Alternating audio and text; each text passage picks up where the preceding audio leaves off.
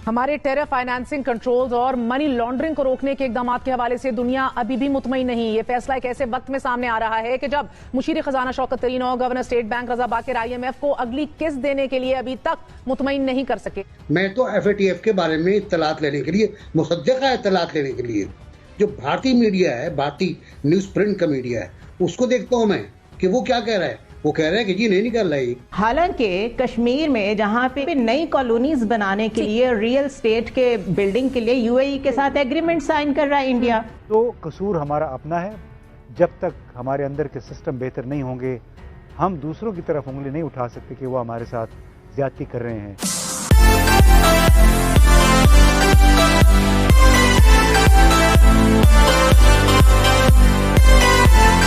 के तदारुक की निगरानी करने वाले इदारे फाइनेंशियल एक्शन टास्क फोर्स यानी कि FATF की तरफ से पाकिस्तान को मजीद 4 माह के लिए निगरानी की ग्रे लिस्ट में ही रखने का फैसला सामने आ गया है, मीनिंग स्टेटस को, जिसके बाद नाजरीन पाकिस्तान के स्टेटस में तब्दीली का फैसला अब आइंदा सेशन यानी कि अप्रैल 2022 में किया जाएगा। इजलास में पाकिस्तान के इकदाम की तारीफ तो की गई, मगर आलमी सतह पर FATF के मेयार पर मुकम्मल तौर पर पूरा ना उतर पाने का भी कहा गया है। गुज़िश्ता रोज गवर्नर स्टेट बैंक रजा बाकिर ने FATF के हवाले से उम्मीद दिलाई थी।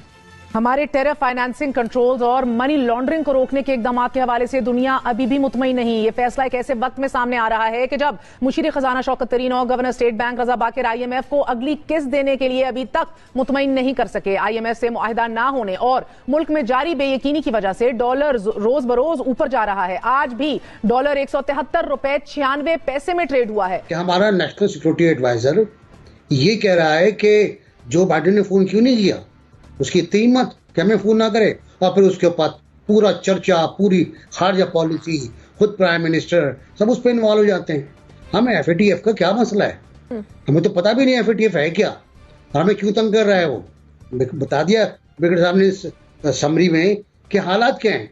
मैं तो FATF के बारे में इत्तलात लेने के लिए, मुसद्दक़ा इत्तलात लेने के लिए जो भारतीय मीडिया है, भारतीय न्यूज प्रिंट का मीडिया है, उसको देखता हूँ मैं कि वो क्या कह रहा है। वो कह रहे हैं कि जी नहीं निकल रही, और ये पिछली बार भी उसने कहा था, उससे पहली बार भी उसने कहा था, जब हम कह रहे थे कि हम निकल जाएंगे, वो कह रहे थे नहीं भाई नहीं निकल रहे आप।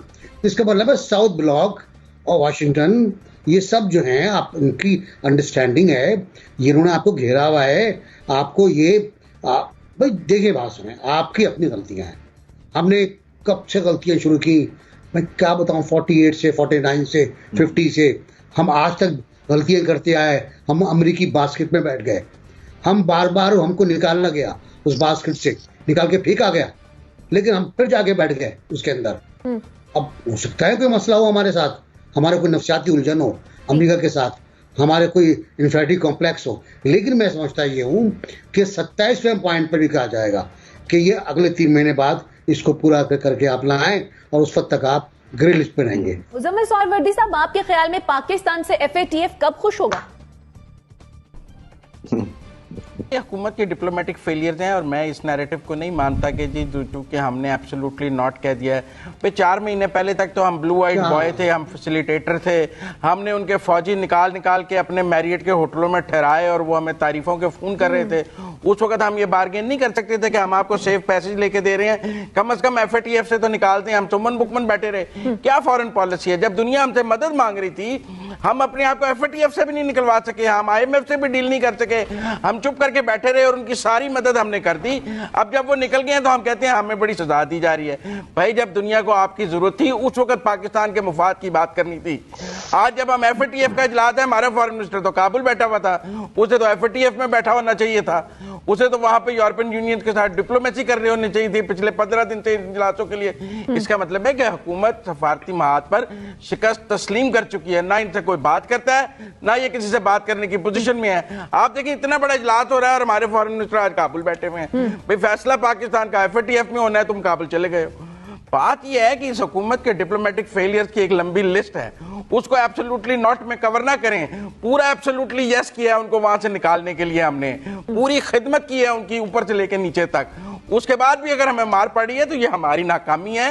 हमें मानना तो चाहिए कि हमसे गलती हो गई है, हमें समझ नहीं आई, वो हमसे काम लेके भी चले गए और हम कुछ भी नहीं उनसे ले सके। तो शिकार हैं उस सियासत का जो दुनिया में चल रही है। हालांकि कश्मीर में जहां पे इंसानी हकूक इस वक्त एट देयर वर्स्ट हैं, वहां पे नई कॉलोनीज बनाने के लिए रियल स्टेट के बिल्डिंग के लिए यूएई के साथ एग्रीमेंट साइन कर रहा है इंडिया। क्या वो इंपॉर्टेंट बात नहीं है कि वहां पे जेनोसाइड और सारे डेमोग्राफिक चेंजेस, और अब आप वहां रियल एस्टेट बिल्ड करने जा रहे हैं, वो भी यूएई जैसे मुस्लिम मुल्क के साथ मिलके।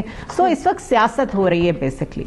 एक जो फैटफ के हवाले से खबर एक्सपेक्टेड थी, DW न्यूज़ ने जर्मनी से पहले रिपोर्ट कर दिया था और दुनिया भर से ये खबर आ रही थी। हमने आपको बताया भी था कि फैटफ में पाकिस्तान को मजीद 4 महीने तक ग्रे लिस्ट में रखा जाएगा।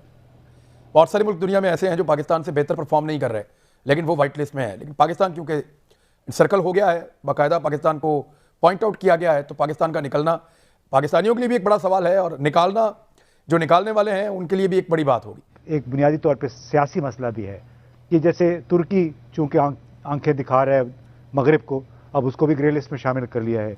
मुत्तहिदा अरब अमारात सबसे बड़ी जगह है ब्लैक मनी की, ब्लैक और ग्रे मनी की, यूरोप से भी आती है। वो ग्रे लिस्ट में नहीं है क्योंकि उनके बड़े अच्छे ताल्लुकात हैं उनके साथ। हमारा मसला डबल है कि अमेरिका के साथ भी बिगड़े हुए ताल्लुकात, भारत ने मुसलसल हमें नेज़े की नोक पे रखा हुआ है, और फिर हमारी अपनी जो सियासी हुक्मरान अशराफिया है उसने तवील अरसे तक बड़े बड़े लोग थे जो इस हुकूमत में भी शामिल रहे, पिछली हुकूमत में भी शामिल थे, इन सब के सामने 2008 से ये फैटफ का सिलसिला शुरू हुआ, किसी ने तवज्जो नहीं दी। गुज़िश्ता वज़ीर ख़जाना भी उन्होंने कहा कि आप मिट्टी पाएँ। जो बड़ी इंक्रिमिनेटिंग रिपोर्ट्स थी, ऑडिट रिपोर्ट्स थी 3 बैंकों के बारे में, वो इसहाक डार साहब ने स्टेट बैंकों का कहीं बंद कर दें। तो कसूर हमारा अपना है। जब तक हमारे अंदर के सिस्टम बेहतर नहीं होंगे, हम दूसरों की तरफ उंगली नहीं उठा सकते कि वो हमारे साथ ज़्यादती कर रहे हैं। देखिए, आपको इससे बड़ा पॉलिटिकल कैपिटल मिलता है इस बात से कि आप एब्सोल्युटली नॉट कहते हैं, या आप वो बात करते हैं जो आपको लगता है कि आपके मुल्क के लिए ठीक है। अब तुर्की के साथ ये इसलिए हुआ कि उसने अमेरिका के कहने पर रूस के साथ S-400 की जो डील है, वो एंटी मिसाइल सिस्टम है, एयर डिफेंस सिस्टम है, वो उन्होंने कैंसिल नहीं की। तो अमेरिका ने उनको F-35 तैयारे देने से भी इनकार कर दिया। उन्हें कह रहे हैं जी आप हमसे F-16 ले लें, और दूसरी तरफ अमेरिकन उन पर पाबंदियाँ भी लगा रहे हैं, और अब ये फैटफ भी हो गया उनके साथ। तो कसूरी साहब, ये तो कीमत फिर आपको देनी पड़ती है। कैसे हो सकता है कि आप ये सारा कुछ एक साथ मैनेज करें आज की दुनिया में? अब क्या जरूरत थी कि एब्सोल्युटली नॉट कहने की? आपके माइंड में जब सियासत हो कि भाई मेरे जो पाकिस्तान की जो पब्लिक है वो किस तरह मेरे नारे लगाएगी और किस तरह वो जज्बाती तौर पर मेरे पीछे लग जाएगी कि वाह वाह कमाल कर दिया। इससे पहले हुकूमतें तो बिल्कुल घुटने टेक देती थी, ये तो कमाल का प्राइम मिनिस्टर के कहते हैं एब्सोल्युटली नॉट। लेकिन नॉट रियलाइजिंग कि जिसको आप एब्सोल्युटली नॉट कह रहे हैं उसका इन्फ्लुएंस वर्ल्ड बैंक में है, उसका इन्फ्लुएंस IMF में है, उसका इन्फ्लुएंस एशियन बैंक में है, उसका इन्फ्लुएंस फैटस में है। तो जब यू आर इन पिक्चर के उसका इन्फ्लुएंस ऑल अराउंड है सी, और इसकी जो जड़ें हैं अमेरिका की हर जगह फैली हुई हैं।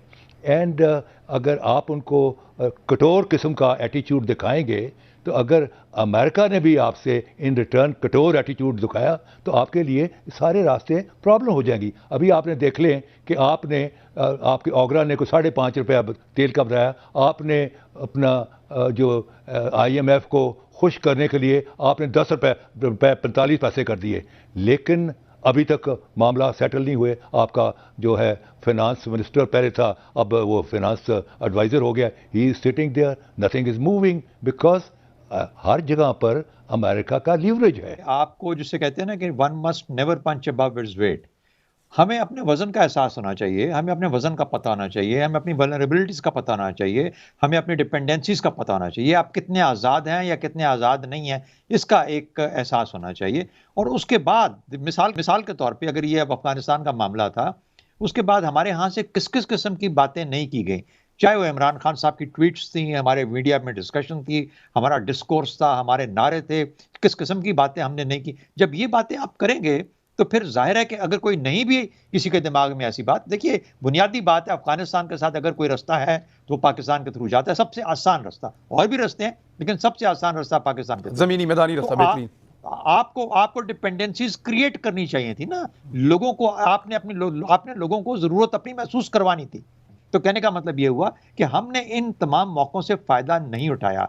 हमने प्रिंसिपल पोजीशंस तो ले ली, लेकिन प्रिंसिपल पोजीशंस की कीमत अदा करने के लिए पसली नहीं थी हमारी, और उस पसली ना होने की वजह से अब हम पीछे बैक ट्रैक कर रहे हैं, अब पीछे कदम उठा रहे हैं। तो मेरा अपना ख्याल ये है कि बगैर सोचे समझे, बगैर इंस्टीट्यूशनल थिंकिंग के, और फिर दूसरी बात, आप नारेबाजी नहीं करते यार। अगर आपके अंदर हिम्मत ताकत नहीं है तो खामोशी से please put your head down और थोड़ा सा जरा डक डाउन करो और लेट द पीपल फ्लाई। आगे पीछे तीर चल रहे हैं ना, तो आप थोड़ा सा नीचे रह के बात कर लें, खामोश हो जाए कुछ